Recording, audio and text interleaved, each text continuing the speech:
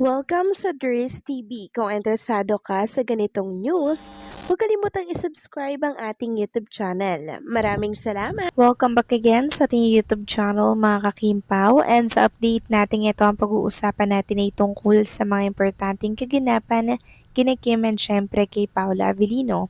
Pero bago po ang lahat, maraming salamat sa inyong patuloy na pagsuporta at pagsubaybay sa mga daily update natin.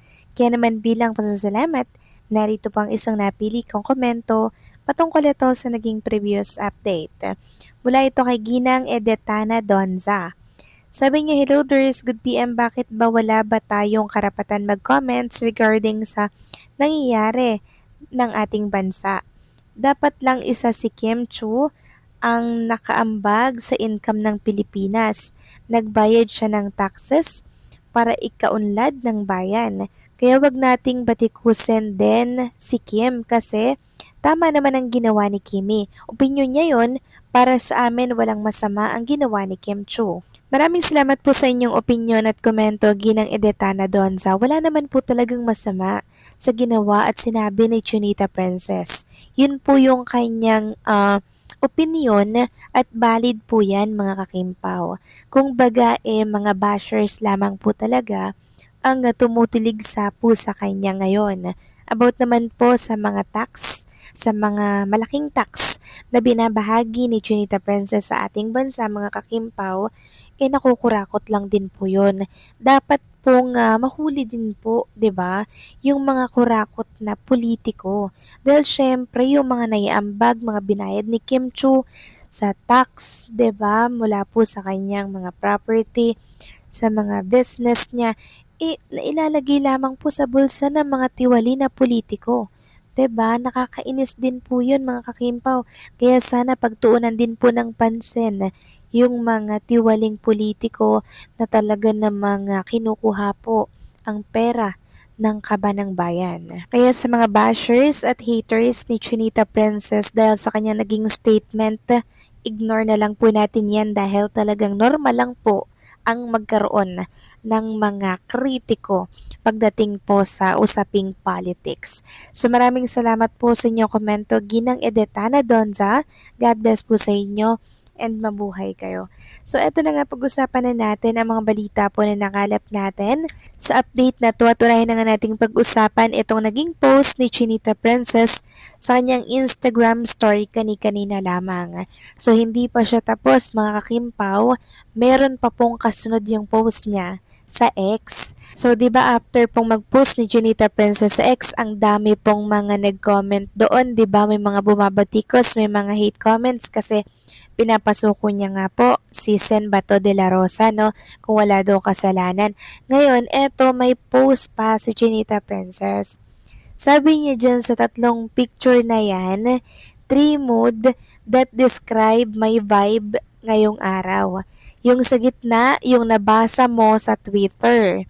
Like talaga ba? Last is okay, back to normal, sabi ko na yung sinasabihin ko, K-bye. So talagang unbothered queen na si Junita Princess mga kakimpaw, 'di ba? Wala po siyang pake sa mga bumabatikos sa kanya, lalo na po sa kabilang party na kung saan talaga namang binibira ng binibira si Chinita Princess mga kakimpaw. Wala naman talagang mali sa kanyang sinabi kasi naglapag lang siya ng kanyang opinion and saloobin. Valid yun at wala pong masama doon. Sabi nga ng isang fan sa X, Kim Chu is well aware that the DDS will attack her once she voices out her political views, but she will willingly choose to do so. Those who are discouraging her from speaking out just don't want to confront the uncomfortable truth that her beliefs don't align with theirs. So tama mga kakimpaw, alam po ni Junita Princess na mababatikos lang siya ng mga DDS supporters. Pero still talagang matapang po siya na inilahad niya po yung kanyang opinion sa kanyang social media account. Parang gusto niya lang po talagang manginis or mang-asar, 'di ba? Sa mga sumusuporta po kay Sen Bato de la Rosa. At kanina din mga kakimpaw, may nangyari po palang ganito na kung saan maging si Meme Vice Ganda, talaga namang nakisali na din po sa usapin tungkol po dito kay Sen Bato de la Rosa. Ayon nga dito sa post ni si Kikay, hindi na tinag si Miss Kim sa mga DDS after mag-post sa social media ng kanyang saloobin, matapang na gumatong sa pagpaparinig ni Meme Vice laban kay Sen Bato. Nag-alala tuloy ang iba baka lalong mabash ang aktres at mapahamak.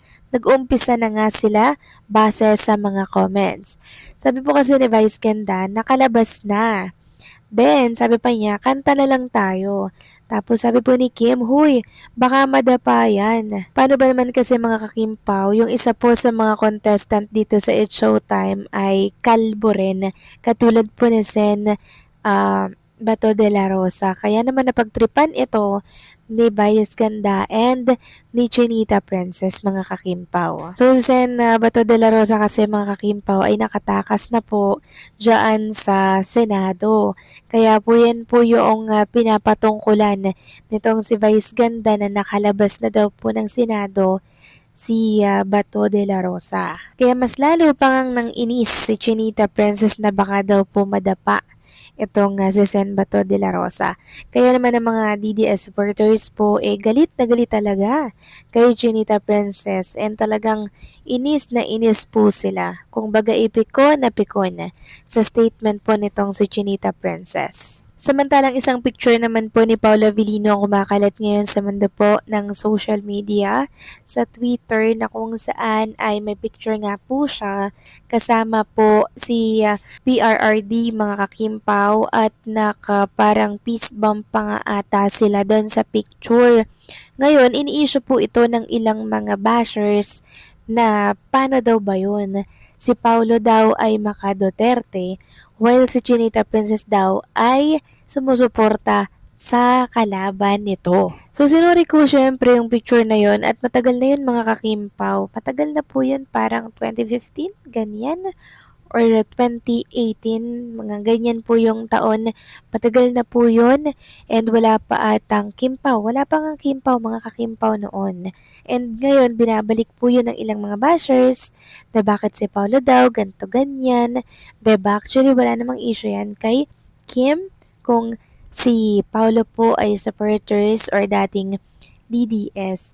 Diba? Wala naman po nga personalan mga kakimpaw kung sino po yung mga sinusuportahan po nila na mga politiko. Diba? Ang importante kasi dito, yung samahan ninyo na meron kayo. 'Di ba? And also, ang tagal na po nun mga kakimpaw, ang dami na din pong nagbago. At hindi po magpo-post si Chinita Princess ng ganyan kung hindi niya po ito kinonsulta kay Paolo Avellino, 'di ba? So kayo ba mga kakimpaw, anong masasabi ninyo dito? Please comment down below.